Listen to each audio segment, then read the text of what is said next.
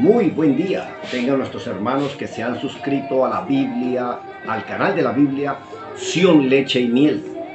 Mi nombre es Pedro Rangel, soy maestro bíblico y escritor de una versión bíblica llamada Sion, Leche y Miel, que la estamos invitando para que la descarguen, para que la puedan analizar y reflexionar. Primeramente hay muchas revelación. Primeramente ha sido rescatado el nombre del Dios de Israel. Nuestra Biblia no proviene de la Gran Babilonia. Es una Biblia comparativa de 24 versiones bíblicas, incluyendo hebreas, judías e israelitas. Y hemos rescatado el nombre del Dios de Israel, el Dios de los hebreos, el Dios de los judíos, el gran yo soy, Yahweh, como le dicen ellos en hebreo. Vamos nosotros a estudiar hoy un estudio que hemos denominado Las iglesias no salvan, porque se ha convertido en una costumbre de que las iglesias creen que son los que salvan a nuestros hermanos, la salvan, y los predicadores creen que son los que ellos salvan y se creen los libertadores. Y les recuerdo que nosotros lo que hacemos es sembrar y regar, pero Dios es el que da la fe, el que llama y el que da el crecimiento.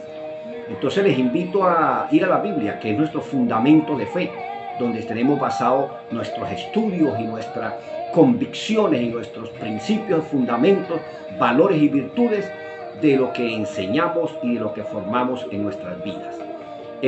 Vamos a leer en el libro en el principio, capítulo 3, o Génesis 3, 15, donde cuando peca, donde Satanás suma a papá y a mamá, a Adán y Eva, a una rebelión que Satanás había producido en los cielos, el querubín llamado lucero de la mañana. En el 3.15, principio 3.15 dice, y declaró ante la serpiente, Dios declaró ante la serpiente, y dijo, existirán batallas entre ti y el hijo de la esposa, y entre la semilla tuya contra la semilla de la amada. Y el Hijo del Hombre te herirá en la cabeza, y tú lo atacarás por la espalda y lo herirás en el talón. Entonces está hablando de una relación entre Dios y un pueblo, Dios y una congregación, una nación, donde esa relación produciría y debe producir un hijo, que es el Mesías, el Cristo. Entonces la iglesia no salva, las congregaciones no salvan, salva de quien deberíamos predicar las denominaciones, Cristo, la palabra de Dios, el fundamento que Dios puso, que todo aquel que se pare en ese fundamento y practique en espíritu y practique la verdad, Dios se le manifestará. No por seguir denominaciones, no pueden haber 300.000 denominaciones, 300.000 verdades, 300.000 caminos. No, Cristo, el Mesías, el Hijo de Dios, Yahshua, o yo soy el Salvador, es el camino, la verdad y la vida. Eso dice nuestra palabra de Dios, la Biblia que nosotros estamos leyendo. En el Génesis 11 o principio 11, en el principio capítulo 11, aparece la Torre de Babel. O sea, desde tiempos históricos, desde los principios del ser humano, el ser humano ha querido crear congregaciones y edificios donde lleven a la gente a Dios. Y eso es lo que nosotros formamos cuando no somos dirigidos primeramente por la palabra de Dios, por la Biblia. Y segundo, por esa misericordia, anunciando quién reconcilia y quién murió en la cruz para reconciliarnos con Dios su Padre, el Cristo, el Mesías. Y que su Espíritu nos acompañe en esa verdad, en esa enseñanza, en esa revelación que queremos darle a los seres humanos. No solamente es la ley, nosotros no somos Dios. Yo tengo que leer la ley como la tiene que leer cualquier persona que el Señor llame. Pero esa ley nos debe llevar a los pies de Cristo, que es el que debemos anunciar nosotros en las iglesias y en las torres de Babel, donde cada quien está enseñando un camino para llevar a la gente al cielo. Sigamos adelante. En Éxodo 19:5 aparece que dice, ahora pues si oyen mi palabra y guardan mi pacto, ustedes serán mi especial tesoro sobre todas las naciones de la tierra, porque yo reino y mía es toda la tierra. En ustedes estableceré mi reino, me será un reino de sacerdotes y gente santa. Esta es la palabra que les predicarás a los hijos de Israel. En Éxodo 19 y en 1 de Pedro 2:9 también dice algo parecido. Mas ustedes son linaje escogido, sacerdotes del Rey, nación celestial, pueblo adquirido para Dios, para que anuncien las virtudes de aquel que los llamó de las tinieblas a su luz admirable. Entonces leemos el primer pacto y leemos el segundo pacto, que esa es la unidad de la revelación de Dios. En Jeremías 9:13 dice, ¿por qué se separó el Señor de Israel? Dice, porque dejaron mi ley, la cual le di a ellos, y no obedecieron mi palabra, ni andan en el camino conforme a ella. Por eso el Señor ha hecho un nuevo pacto y ha llamado a un nuevo pueblo, que son las ovejas de las naciones, aquellos que estamos procurando y preguntando por el Dios de Israel. Ese es el que Él en la cruz murió para ser un solo pueblo. Los judíos, los pueblos del pacto, y los gentiles, los llamados de las naciones, como nosotros hemos sido llamados. Vamos a darle fruto.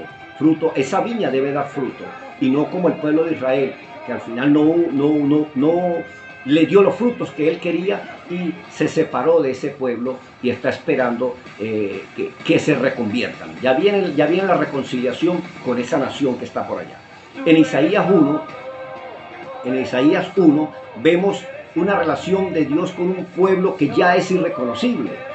Y en el 9 dice, si yo soy Yahvé de los ejércitos no nos hubiera dejado un remanente, habríamos desaparecido como Sodoma y aniquilados como a Gomorra. Pastores de Sodoma, oigan la palabra de yo soy. Ustedes que predican al viento la ley de nuestro Dios, escuchen la palabra de yo soy, dirigente del pueblo de Gomorra. Sí, uno de los mayores defectos que tenemos los predicadores es que creen que la fe viene por predicar. No, la fe viene por oír. Dios no le dijo al pueblo de Israel, regrésense a Egipto para que salven a los egipcios.